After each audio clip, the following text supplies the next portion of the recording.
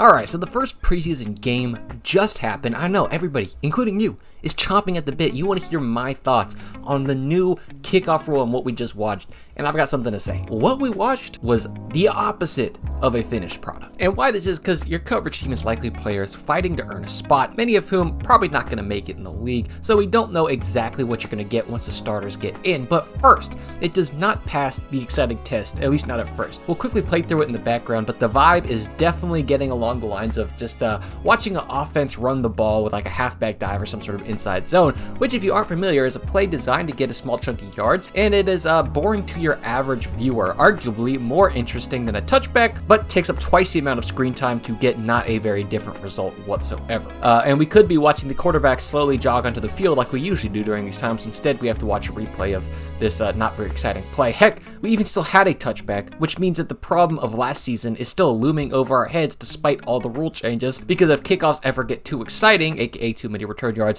the kicking team's just going to pull the plug and be like, yeah, we're just going to let you guys have it at the 30 now. So let's break down what happened on these kickoffs to understand if there's anything interesting happening at the schematic level. Off the rip, I see that they have returners lining up at the 1 yard line, 2 returners, by the way, equally split out, which eliminates all the crazy ideas we had of hitting low line drives to the corners to force the returner to catch it like while on the move to give the coverage unit a better chance. But as I alluded to earlier, turns out that didn't matter because the returns were completely anemic. It initially looks like the Texans were running a middle return, so both sides of the return are trying to block outwards to open up a gap in the middle of the field where the returner would subsequently run through. And how does that work? Well, number 26 literally gets tossed like a house salad, which for those who have never made a block before is not typically how it's supposed to go down, and the guy who was supposed to block makes the tackle. So if you missed the fact that this guy became a human shot put, you probably thought this play was boring, but to me, what I like least about this is that it appears that if that block had gone well, we were going to be off to the races, because really only like 3 guys on any given return have a shot at stopping the play, as opposed to the old kickoff where it was this glorious layered assault with different people playing unique roles in containing and manipulating the return path. We just don't have any of it anymore.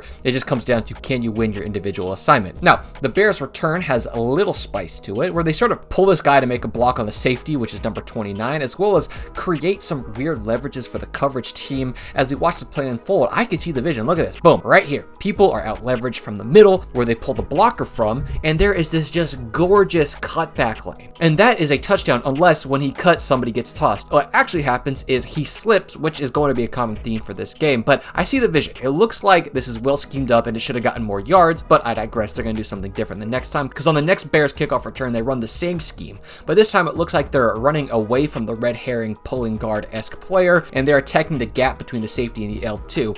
Watch this unfold, and it looks like it all goes wrong, but really, this fucker right here cannot widen his block out whatsoever, never gets a hand on him, and just guides him right into the return with his body, completely destroying any chance to get this going. But once again, if we watch this, like, look, if he wins this block, the Texans are in some legitimate trouble, because there's not a lot of other people that are going to be able to make that play, and the returner had to slow his feet, making this whole thing look so much worse. The next one, the Texans returner literally just falls, so let's talk about how this play continues to break some of the traditional football rules. So in a game of football, there's actually no time you're ever allowed to have 12 players on the field. They even made their own rule for that. There's its own penalty. But of course, if it's windy, somebody has to hold the ball, so they trot the punter out there to hold it. And why? This is your time to let like random players cameo. Go put an offensive lineman out there.